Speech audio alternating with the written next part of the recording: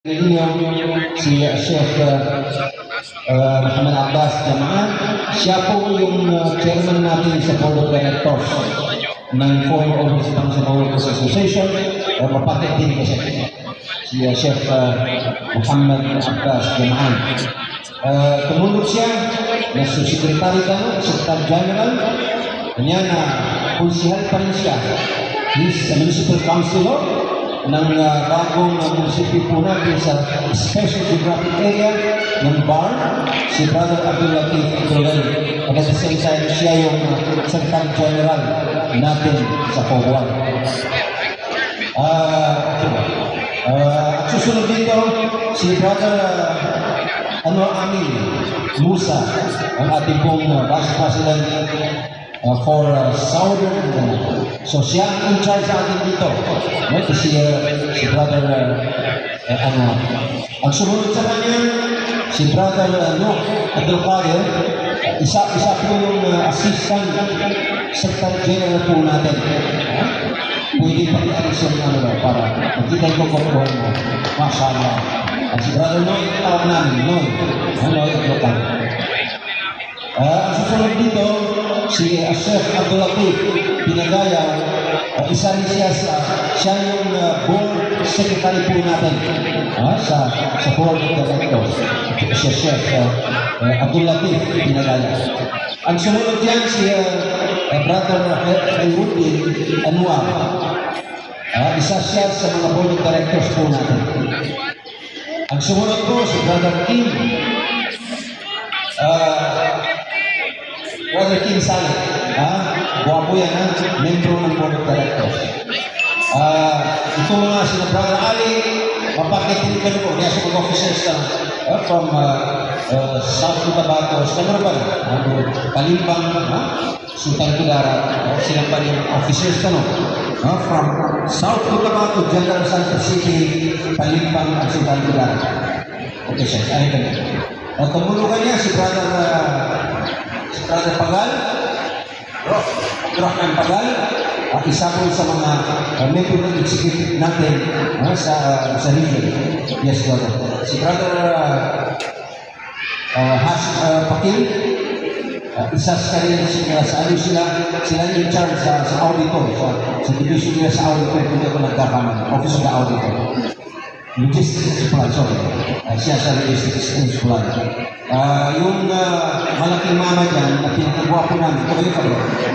Si Al-Haj Ahmed Hussein Abdullah, isa sa mga board of directors po natin. Dating governor yan sa Damang, kung sino na Damang dito, dating governor po natin sa Damang. Yung isa din na rapote, si Noran Balato, kasama po rin namin. Yung nakapula, si Victor Kuir, pangatlong Abdul Latif, kapatid ko. Tapos yung sa likod niya, Tim, tumayo ka. Kapatid ng asawa ko, may asawa ko.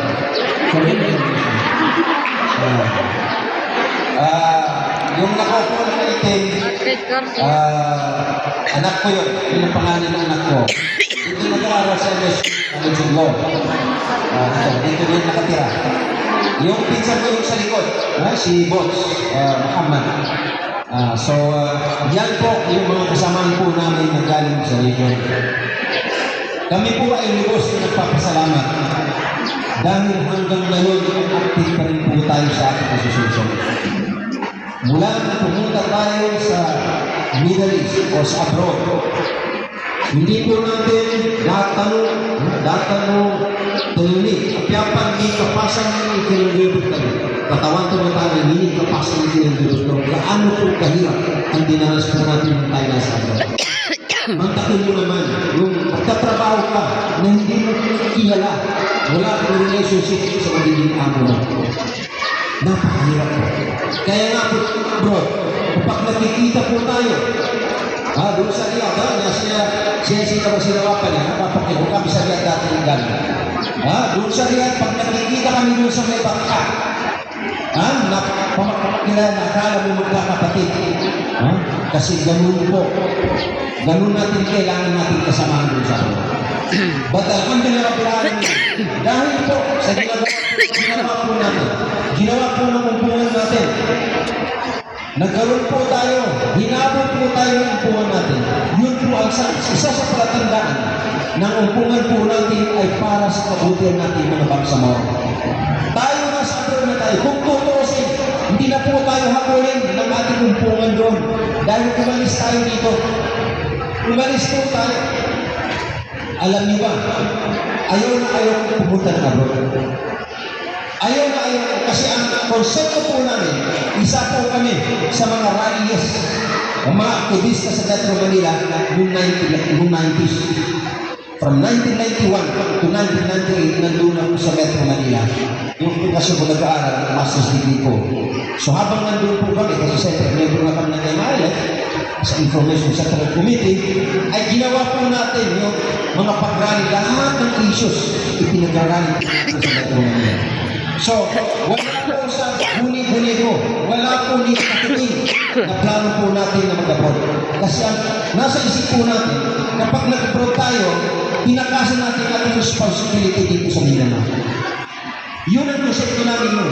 Kaya, ayaw namin mag-abroad.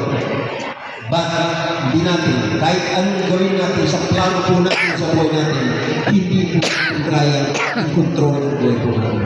Meron po tayong director. Meron director, meron great planner. Sabi ng news. Great planner po ng lahat natin dito sa buong mundo ito. Kasama po tayo sa lahat. Kung ano yung gusto na mangyari para sa atin, yun yung mangyari. So, ano po nangyari sa atin? So, alhamdulillah Rabbil Alamin, ang umpungan natin, hindi po tayo pinabayaan. Kahit na ganun, pwede pa nila isipin ng politiko. Pwede pa nila sabihin, yung mga tao, pabayaan natin kasi ano yan. Pumunta yun sa abroad para yumaman, para magkaroon ng pera. Iniwan nyo ng problema sa ninyo. Pero hindi po. Hinapon tayo ng ating umpungan doon. Ginawa tayo ng organization. Nagyan po yung Union of Overseas Bangsamoro. Yan kami sa kanila. Karamihan sa atin ay naging membro ng association doon. Meron din naman sa atin na mahirap maging membro dahil sa nature ng ating mga trabaho. But alhamdulillah Rabbil Alamin, ang importante po, yung objective po ng ating organisasyon na kahit nasa labas po tayo, ay hindi po tayo mawala sa kung ano yung nangyayari dito sa atin. Kasi alam po natin, tulad din po ng kamatayan yun. Diba dito sa mundo? Kahit gaano natin kamahal mag-stay dito sa mundo, hindi po tayo forever dito. Uuwi tayo kung saan tayo po magkano. Ganon din po nangyari sa atin. Kahit gaano natin kamahal ang ating trabaho doon, ay bumalik din pa rin tayo dito sa Pilipinas, particularly dito sa Mindanao, kasi dito po tayo nakita. This is our final abode dito sa mundo. Ganun din parang pagkamatay ng tao, parang yung mga kayama, kahit ihanong gawin natin, babalik pa rin po tayo doon. Bakit? Ano ang number one na kabutihan na nangyari sa ginawa ng umpungan natin?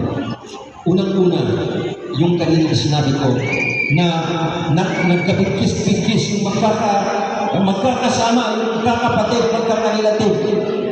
Doon sa Riyadh, doon sa Jeddah, kasi kung sa United Arab Emirates. So, yung pinang ko lang, na nabalo ito nakaumpong sa association. Ikadua, at kapag na may kabagal. Kabagal, dapat tanong agam Islam. Pagkabagal, atau kami kabagal. So, tuntay tanong, kagiyat ni bangsa mana nasukas, tanong ang mga bangsa mo. So, problema tanong mga bangsa mo sa inyo. Niya ba, gunatan makaulit, natubabitian ang asulgo ito kagina. Napintaro, no Chief Minister, President Chief Minister, Chairman President sa tempo ni Morris Islamic Federation Front, Serman Pansanto, hindi pa naging Chief Minister. Sabi niya, lipulin niyo ang lahat ng mga former overseas Bangsamoro workers, lahat ng UOB at hindi UOB ng mga Bangsamoro, tawagin ninyo para sa ganun tayo ay magkausap-usap. Kung sino sa inyo ang nakapunta doon sa Darapanan noong December 16, 2018, yun po yung kauna-unahang General Assembly na ginawa po natin doon sa Darapanan, which is more than 1 million po sa atin ang umattend buong Mindanao doon sa programa po. So mula noon hanggang ngayon ay nabuo yung tinatawag natin former overseas Bangsamoro workers. Mismo ang chairman po natin ang tumawag po sa ating pangalan. Si Chairman Al-Hajj Murad Ibrahim, ang ating pong kasalukuyang Chief Minister ng BARM, ang nagbigkas, nagsabi sa atin na yan ang itawag po natin sa ating association. Banks of Former Overseas Bangsamoro Workers Association. Nagdagdagan lang ng incorporated yan anong i-register po natin sa Securities and Exchange Commission. So, dahil po noon, isa po sa pinaka-objectives ng ating association, yung binanggit ng ating kapatid si Brother Secretary na susuportahan natin ang liderato ng BARM para ma-sustain ang kung ano man nagawa, kung anong meron na napag-usapan ng More Islamic Liberation Fund at saka ang national government ng gobyerno ng Pilipinas. Dahil po, ang pinakapilalan, bumalik ata ang Masyaallah. Dahil po, alam po natin na sa ngayon, after the advent of the Bangsamoro Autonomous Region in Muslim Mindanao, napakarami po ang tinamasa po natin, mga Bangsamoro, na kabutihan. Alam po natin po. Unang-una, yung sinasabi natin, relative peace. Ay, hindi pa naman natin pwedeng sabihin na we are fully peaceful na. Hindi pa natin pwedeng sabihin yan. Marami pa rin po tayo na problema sa peace and order. But, napakalaki po ang pagkakaiba ng dati kasi ngayon. Pagdating po sa natin sa bahay. So yan ang pinaka-best. Yan ang pinaka-best na fruit o resulta ng pag-usap, pagkaroon ng pagkaroon ng ugnayan o understanding o agreement between the Philippine government at sa Malaysia ng More Islamic Liberation Front, yung pagkaroon po ng relative peace po sa ating lugar. Ngayon, sa sunod natin, i-mention ko na lang ang sunod. Dati sa sunod, kasi yung asawa ko pala ay taga-sunod para for information. Tausok po ang ating asawa. So, baka may nakausok dito. Dati, before the farm, pag pumupunta kami sa sunod, hindi ako pinapalabas ng aking mga biyanan. Yung mga in-laws ko, hindi na kapatid ko, hindi na ako pinapalabas. Sabi niya, Kuya, huwag kang pumunta ng palengke. Yung magkape lang kami sa palengke, ayaw niya. Minsan, lumabas kami ng misis. Natilay lang kami ng ilang minuto, natawag na sila. Kasi kaya nga doon sa situation doon sa kanila. But nowadays, ngayong araw na to, just, in fact, kaya ko yung last time doon kami. Basta, last year lang. Hindi, not last year, last January. Nandun po kami sa Sulu. Nag-ikot kami sa island ng Sulu. Nakapunta kami ng Oman, pumunta kami ng Loob, dumaan kami sa Merindo, bumaktas kami doon sa Peparang, umuwi kami sa Hulo ng past 9 ng gabi. Dati din pinigawin, hindi ka makawin. But alhamdulillah, isa na po sa resulta ng pagkakaroon po natin ng Bangsamoro Autonomous Region in Muslim Mindanao. Ang peace, relative peace na nangyari po sa atin. Dagdag dyan, yung mga pinagit po ng ating kapatid na representative natin sa government. Kahit na kayo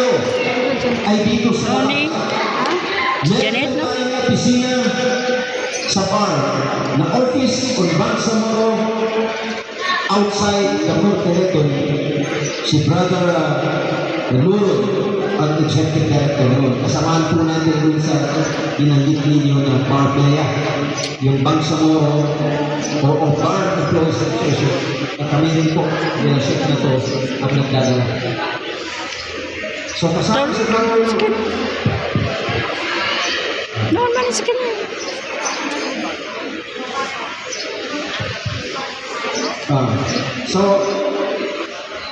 So yan mga programa na yan,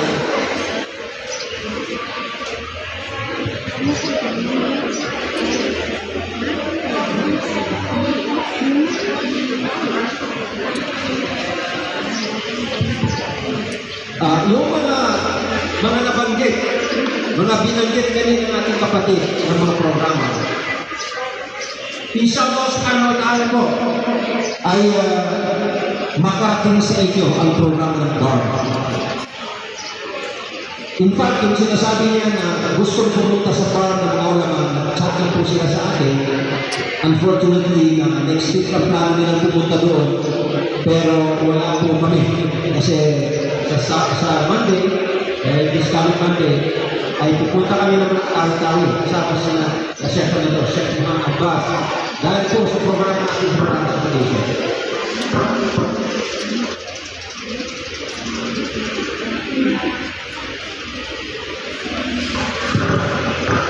Patungkol po dyan.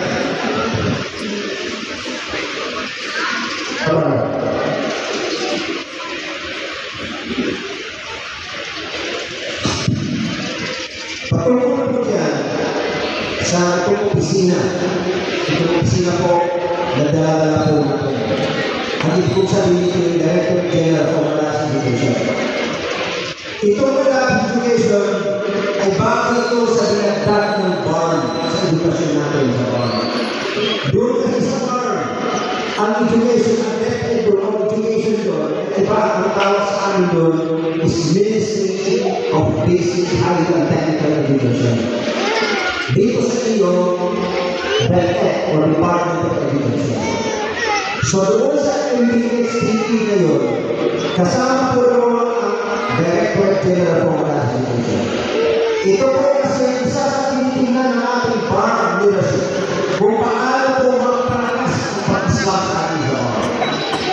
Alam po ninyo, yung programa ng gobyerno natin sa BARN,